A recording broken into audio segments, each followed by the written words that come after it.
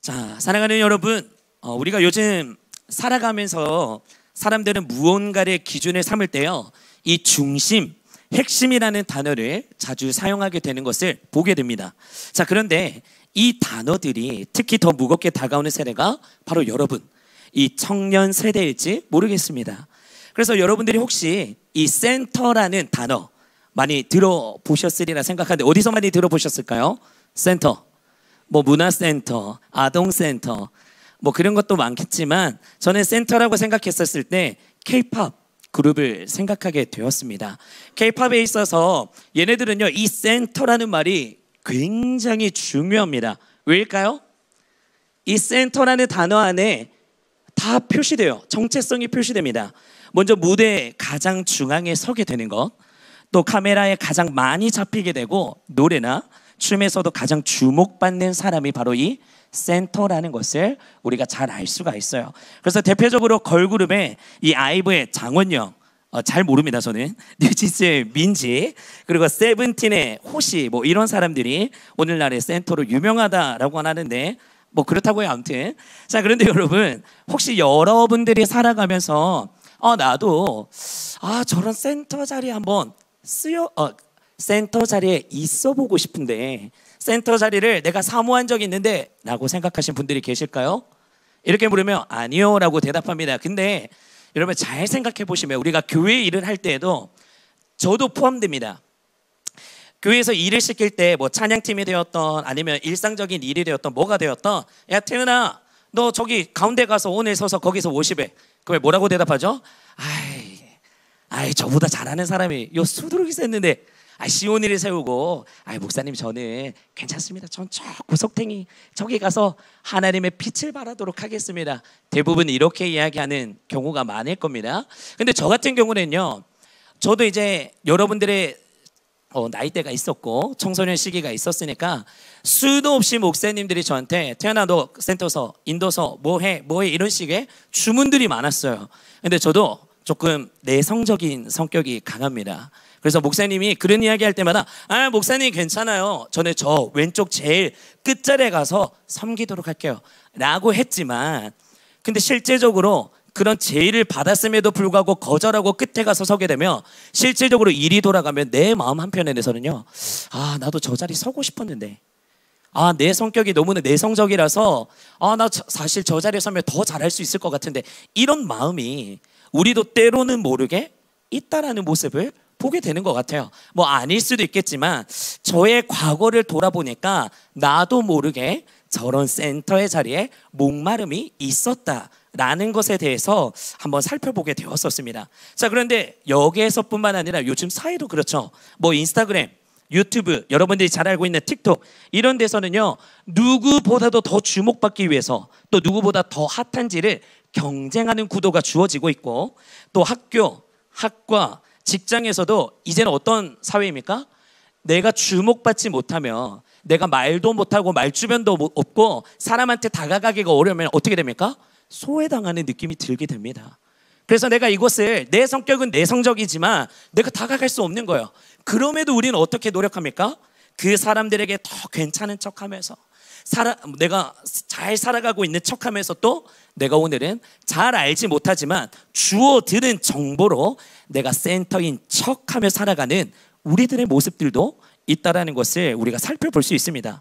자, 그러다 보니 이 센터라는 단어에는요, 우리에게 어느새 어떻게 작용되고 있냐, 예전에는 내가 되고 싶은 자리, 이것을 센터라고 호칭을 붙였다면요, 이제는 될 수 없어서 자책하는 자리가 되어버렸다라고 이야기를 많이 한다고 합니다. 자, 그런데 오늘 이 센터라는 것을 성경에 보게 되면 말씀 가운데 그 센터는 이러한 것이다 라는 것에 우리에게 다른 방식으로 말씀을 전해주고 계십니다.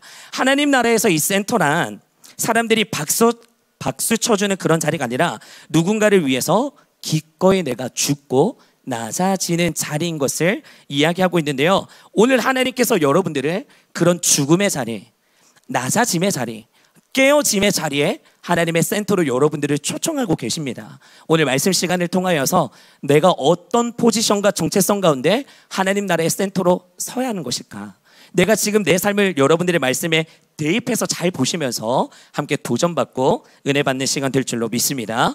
자, 먼저 오늘 본문의 말씀 17절의 말씀을 한번 보도록 할까요?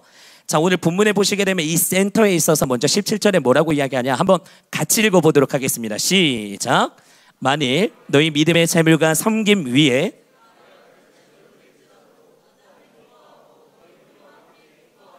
자, 이게 누가 고백하는 거냐? 사도 바울의 이야기예요. 사도 바울이 뭐라고 이야기하냐? 내가 나를 전제로 드릴지라도 나는 뭐라고 이야기합니까?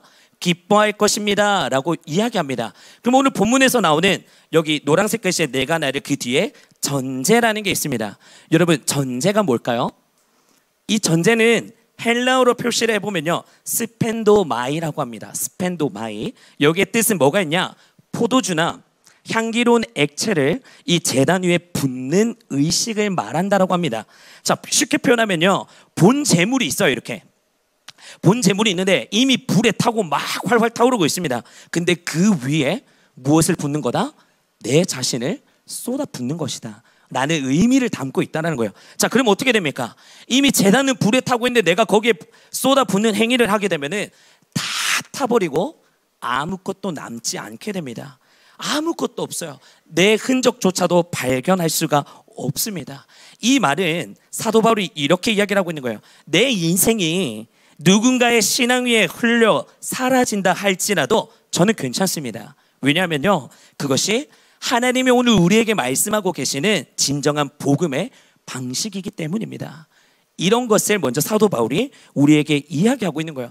이것을 오늘날 우리에게 살아가는 삶에서 적용을 해본다면요, 여러분, 사도 바울은 내가 내 삶의 주인공이 아니다라는 것을 끊임없이 이야기하고 있습니다. 내가 살아가는 이유, 내가 뭐 하고 사는 이유, 내가 이렇게 살아가는 이유는 오직 하나님의 영광과 복음을 전하기 위해서. 그래서 뭐라고 이야기합니까? 누군가의 인생을 불을 붙여주고 또 사라지게 되는 그 불쏘시개 같은 인생을 내가 택할 것입니다 라고 고백하는 믿음의 고백을 바울이 보여주고 있는 것입니다. 이게 오늘 성경 말씀을 보게 되니까 하나님 나라에서의 무엇을 말하는 거다? 센터를 말하고 있는 것이다. 제가 설교 가운데 이런 이야기를 한 적이 있습니다. 오늘날 하나님께서 다양한 재능과 여러분들 한 사람 한 사람 한 사람마다 그 은사와 재능을 부어주셨어요. 왜 주셨을까요? 왜 제 눈을 피하시죠? 왜 주셨을까요? 하나님이 오늘날 여러분들 개개인마다 장점이 다 다르고요, 은사와 재능이 다 다릅니다. 왜 그렇게 허락하셨을까요? 가장 큰 첫 번째 이유는 내가 속한 공동체, 뭐 셀그룹이 될 수가 있고 교회가 될 수 있고 내가 속한 사회의 하나의 공동체, 살아가는 직장 아니면 학교, 이런 곳에서 내가 그 재능을 통한 사람에게 복음을 전함으로써 살리는 역할을 감당하기 위해서. 그래서 하나님께서 오늘날 우리에게 수많은 재능과 은사, 그래서 이런 이야기가 있었죠. 공부해서 남 줘야 한다. 그리스도인들은 돈 벌어서 남 줘야 한다. 높은 자리에 올라가야 하는 이유도 하나님의 영광을 드러내기 위해서는 결국 남 주는 것으로 내가 더 치고 올라가야 한다라는 것에 대해서 이야기를 드렸습니다. 하나님은 오늘도 주목하고 계십니다. 어디에요?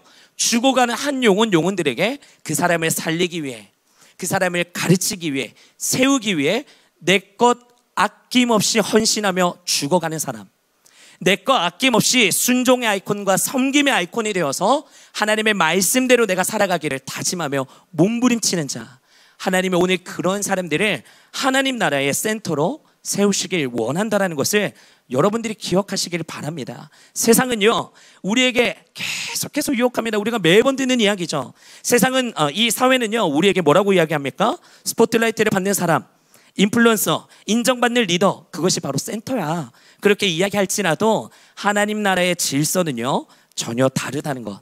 하나님 나라의 질서는 누군가를 살리기 위해 기꺼이 낮아진 그 사람, 혼자 빛나기보다는 공동체를 빛나기 위해 나아가고 있는 그 한 사람, 하나님의 계획 앞에 자기의 존재를 들임한 사람, 그 사람이 바로 센터다라는 것을 여러분 잊지 마시고 그 마음을 품으시면서 지난주에도 말씀했지만 순종의 아이콘으로 여러분들이 하나님 앞에 살아가시기를 예수님의 이름으로 축복합니다. 그래서 여기에서 누군가는 드러내지 않지만요, 혹시 여러분들의 삶의 중에서 누군가를 위해서 중보기도 하고 계십니까? 누군가를 위로하며 살아가고 계십니까? 또 때론 함께 울어주며 또 옆에 있는 지체를 위해서 함께 버텨주며 나아가고 계신 그 자리가 계십니까? 그 자리가 하나님이 오늘 주목하시면서 그 센터의 장으로 여러분들을 세우신다라는 거 기억하시길 바랍니다. 여러분, 축복받는 삶, 쓰임받는 삶은 다른 곳에 있지 않습니다. 여러분들 개개인의 재능과 능력의 높고 낮음을 하나님은 한 번도 따진 적이 없으십니다. 그분은 공평하시며 의로우시며 그분은 실수가 없으신 하나님이십니다. 여러분들이 잘되고 복받고 쓰임받기를 원한다면 하나님의 말씀 앞에 여러분 날마다 신실하고 진실하게 그 말씀의 법대로 내가 살아가려고 몸부림치며 하루하루를 의식하며 살아간다면요, 당장은 여러분들의 삶이 뒤집어진 것처럼 보이시지 않지만 시간이 1년이 지나고 2년이 지나면요, 어느 정도의 나와 같이 있었던 레벨의 사람들과 차이가 나면서 여러분들이 뚫려진 하나님의 십자가의 복음의 능력자로 살아가게 됩니다. 그런 것들을 기도 제목으로 삼으시고 20대 인생의 그 기도로 모토를 계속 돌리셔서 기도하는 자로 살아가시길 바랍니다. 그렇게 되셨을 때 하나님이 여러분들을 콜링하는 그 시기가 점차 당겨지게 될 것입니다. 그리고 두 번째로 오늘 하나님께서 하나님 나라의 센터를 이야기하시면서 또 이렇게 이야기합니다. 진정한 센터는 기쁨에 대해서 이야기를 하는데 우리 17절 18절 말씀 다시 한 번 더 읽어보도록 하겠습니다. 시작. 만일 너희 믿음의 샘물과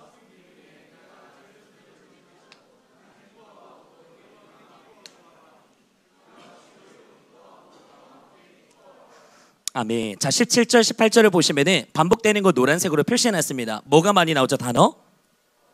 기쁨이라는 단어가 나오는데요, 17, 18절에서는 너희 무리와 함께 기뻐하리니까지 포함하면 총 4번의 기쁨에 대한 반복을 보여주고 있습니다. 성경에서 같은 단어나 반복해서 나오는 것은 강조하고 있는 거예요. 그러면 이 기쁨에 대해서 살펴봤을 때 단순한 인간의 감정의 기쁨만을 말하고 있는 것은 아닌 것을 확인할 수가 있어요.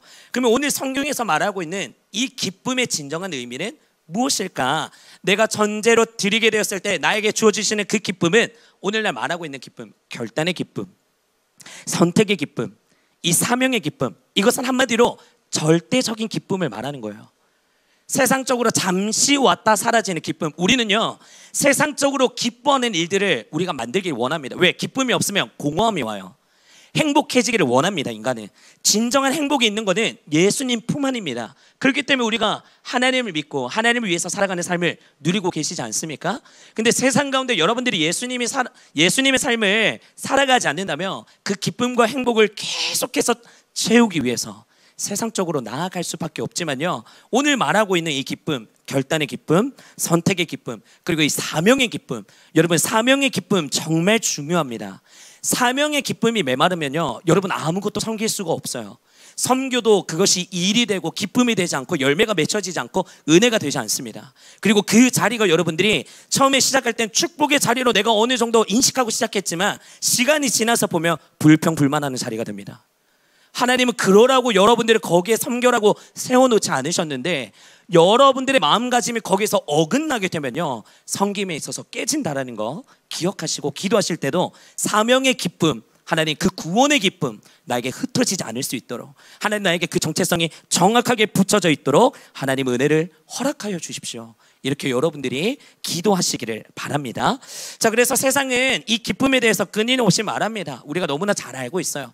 네가 빛나야, 네가 인생의 주인공이니까 네가 빛나야 기쁘지, 네가 인정받아야 행복하지, 네가 앞에 있거나 센터의 자리를 차지하고 있어야 네 삶의 가치가 드러나게 되는 거야.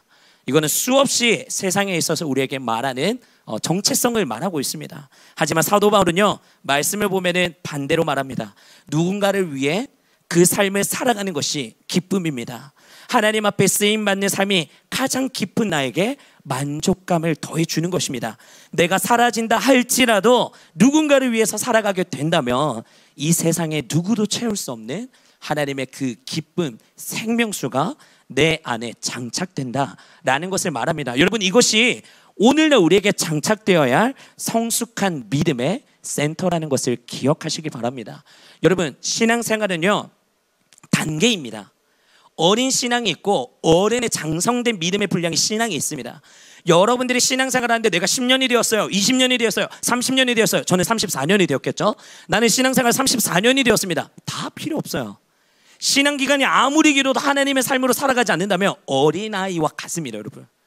그렇기 때문에 여기서 말하는 성숙한 믿음, 성숙한 신앙생활, 내가 장성된 분량에 이르는 것들은 여러분 중요합니다. 그래서 여러분들이 말씀을 읽어야 하고 기도해야 하고 정체성이 분명해야 하고 하나님의 꿈과 비전을 가지고 살아가야 하는 목적이 있다는 것입니다. 그게 없이 그냥 주어지는 공예배 은혜로만 오늘 목사님 내 지금 상황에 맞는 말씀하시네. 아, 은혜다. 다음 주에 왔는데 지금은 나랑 맞지 않는데 내 주머니 형편이 좋지 않은데 11조 하라네. 이런 식으로 구분하면서 살아가게 되는 은혜는요, 일시적입니다. 지난주도 말씀드렸지만 성장될 수가 없습니다. 그렇기 때문에 여러분, 기도를 제대로 하시고 구체적으로 하시고 장선된 분량의 믿음의 내가 발판을 삼기 위해서 여러분들이 뭐가 부족하고 내가 잘 안 되고 있는지는 여러분들이 적으면서 하나하나 발견하시고 바꾸어 가셔야 합니다. 그 노력을 하나님은 과정을 통하여서 기뻐하신다는 것 기억하셨으면 좋겠습니다. 자, 그래서 기쁨을 만드는 사람을 오늘 말하고 있는 것이 아니라 이제는 여기 계신 여러분들이 기쁨을 점령시키는 그런 하나님의 사람이 되십시오 라고 우리에게 이야기하고 있습니다. 우리가 그런 사람이 될 줄로 믿고요. 그렇기 때문에 오늘날 우리 대학부 청년들은요, 이 역할들을 다 감당해야 하는 거예요. 뭘요?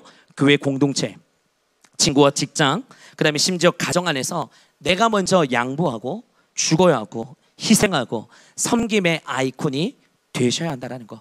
여러분, 내가 그 사람을 지적하기 앞서서 내 모습, 내 신앙을 먼저 보시면 답이 나온다고 이야기하죠. 내가 예수님이라면, 지금 이 상황에 예수님이라면 어떻게 하셨을까? 지금 이 상황에 예수님이라면 어떻게 말씀하셨을까? 그것을 먼저 떠올리시고 여러분들이 말하시게 되면 그게 곧 지혜가 됩니다. 그게 살리는 말이 됩니다. 여러분, 성숙한 믿음 생활하시고 여러분들의 공동체 안에 사회생활이나 가정 안에서든 하나님이 그렇게 사용하시고자 하는 센터로 성장해 나가는 저와 여러분 되시기를 예수님의 이름으로 축복합니다. 그리고 마지막 세 번째로 우리가 또 살펴볼 것은 이 센터라는 것에 이것을 가능하게 하는 힘이 있습니다. 그 가능하게 하는 힘이 무엇이냐? 오늘 말씀을 보시게 되면, 자, 먼저 답은요, 하나님 앞에서 내가 누구인지를 아는 것이, 그것이 곧 힘이 된다고 합니다. 우리가 많이 들었었죠. 쉽게 표현하면 정체성. 그리스도인은요, 정체성이 깨지거나 무너지게 되면 다 박살나는 거예요. 내가 정체성이 어떤 포지션과 어떤 역할이 있기 때문에 나에겐 이 사명감을 가지고 하나님 끝까지 표대를 향하여 달려갑니다. 이게 되거든요. 근데 내 정체성이 무너지는 거예요. 어제는 내가 하나님의 자녀였어요. 근데 오늘이 되어서는 하나님의 자녀인지 아닌지 난 잘 모르겠다. 순식간에 여러분들의 신앙이 바닥을 치며 깨지게 됩니다. 그럼 그 다음에 단계를 넘어갈 수가 없습니다. 그리고 여러분들이 성장될 때는 무조건 광야의 시험이 옵니다. 기억해 두십시오. 하나님이 여러분들의 신앙의 분량이 어느 정도 차게 되면 단계가 스텝이 있습니다. 그러면 어느 정도 나는 지금 신앙생활도 열심히 하고 교회도 계속 나가고 기도도 하고 말씀도 읽고 다 하는데 왜 나에게 자꾸 이런 고난이 오는 거지? 하나님이 시험 치는 겁니다. 그 시험의 잣대가 여러분들이 통과되면 그 다음 단계가 업그레이드가 되어서 올라가게 됩니다. 기뻐하십시오. 좌절할 것이 아니라 여러분들의 상황이 힘들어지고 어려운 것들이 찾아올 때마다 여러분들의 신앙의 믿음의 검증을 하나님이 지금 보고 계신다는 것입니다. 근데 그런 상황과 여건이 없이 신앙이 장성되는 거 절대 없습니다. 여러분들의 삶에 광야가 오는 것은 축복입니다. 하나님이 여러분들과 함께 하시는 것, 내 믿음의 상황을 점검할 수 있는 것, 그런 것들을 한 번 더 되돌아볼 수 있고요. 그렇기 때문에 사도 바울이 오늘 정체성을 말하면서 뭘 이야기하냐? 하나님을 인격적으로 만나게 되면서 사도 바울이 유명한 말을 하죠. 나는 죄인 중에 글수입니다. 저는요, 그저 하나님의 은혜를 입은 자입니다. 내가 한 것은 아무것도 없고요, 오직 하나님의 은혜만이 나에게 차고 넘칩니다. 여러분, 사도 바울이 어떤 사람이었습니까? 정말로 머리가 그 당시에 최고로 높은 사람, 미국 시민권을 가지고 있을 만한 로마 시민권을 가지고 있었던 대단한 인물이었습니다. 그런 사람조차도 하나님을 만나고 난 다음에 그의 정확한 정체성이 바로 서게 되니까 하나님 앞에 복음을 전하는데 이 신약에 있어서 크게 쓰임받는 하나님의 과정을 보게 됩니다. 여러분들의 개개인 삶에 있어서 하나님이 오늘날에 여러분들을 센터로 부르셨습니다. 쓰임받는 자를 찾고 계십니다. 같은 시간과 같은 호흡과 같은 같은 예배와 같은 하나님을 섬기고 있는데 누군가는 표대를 향하여 쓰임받는 케이스가 되어 날아갑니다. 근데 여러분 이것도 기억하십시오. 그 반대 케이스로 누군가는 질책받고 심판받게 되는 저주받는 모델들도 있습니다. 여러분 항상 동전의 양면을 기억하십시오. 하나님의 복음, 복, 축복 그 뒤에는 저주와 질책, 심판 다 있습니다. 여러분 그래서 제가 이야기했었죠. 어릴 때 담임 목사님이 설교했던 거, 유다와 같이 성경의 이름에 유다와 같이 심판받는 대표적인 인물이 내가 될 수가 있다고. 항상 깨어 있어서 그런 자가 되지 않도록 하나님이 나를 봐주셨을 때 너는 태어나지 않았던 게 더 좋았을 것 같다. 그런 이야기가 듣는 나중에 하나님의 심판대에 서서 불평원망하며 이를 갈며 지옥으로 가는 그런 영혼이 되지 않도록 깨어 기도하십시오. 그 말씀이 아직도 저에게는 있습니다. 여러분 오늘날 동일한 시기와 시간 가운데 하나님은 여러분들을 택하셨습니다. 동일하게 여러분 한 사람 한 사람을 부르셨습니다. 그러면 똑같이 은혜 받는 상황도 주어지겠죠. 포기하지 마시고 놓치지 마시길 바랍니다. 욕심을 내시고 어떻게 해서든 여러분은 주님의 군사들입니다. 끝까지 믿음의 경주에서 쟁취하셔야 합니다. 2등은 없습니다. 1등만 존재합니다. 어쩔 수가 없어요. 여러분들이 신앙에 있어서 끝까지 포기하지 마시고 오늘 여러분들이 콜링하며 부르시는 그 하나님의 나라, 그 센터, 여러분들이 주인장이 되어서 다시 한 번 더 정말 그 꿈과 비전에 쓰임받으며 한 걸음 한 걸음 전진하며 나아가게 되는 저와 여러분들이 되시기를 예수님의 이름으로 축복합니다. 이제 말씀을 마무리하겠습니다. 우리 찬양팀 나오실까요? 말씀을 마무리하면서 여러분들 기억하시길 바랍니다. 세상은 여러분들을 향해서 수만 가지의 유혹들의 달콤한 이야기로 여러분들의 정체성을 깨트립니다. 여러분들의 성공을 먼저 보게 하고 여러분들의 바쁜 삶을 허락합니다. 그 하나님이 허락한 게 아닙니다. 분별하십시오. 내가 하나님과 멀어지고 있는데 삶은 자꾸만 바빠진다. 저주입니다, 여러분. 하나님의 품을 떠나게 만든다라는 세상의 속삭임이 있다는 것을 분별할 줄 아셔야 합니다. 그것들을 분별하시면서 하나하나 체크하시면서 정말로 여러분들의 삶에 하나님이 어떤 그림으로 여러분의 삶을 인도하시는지를 기대하시면서 그 주님을 붙잡고 나아가게 되는 우리 모든 청년 지체 되시기를 예수님의 이름으로 축복합니다.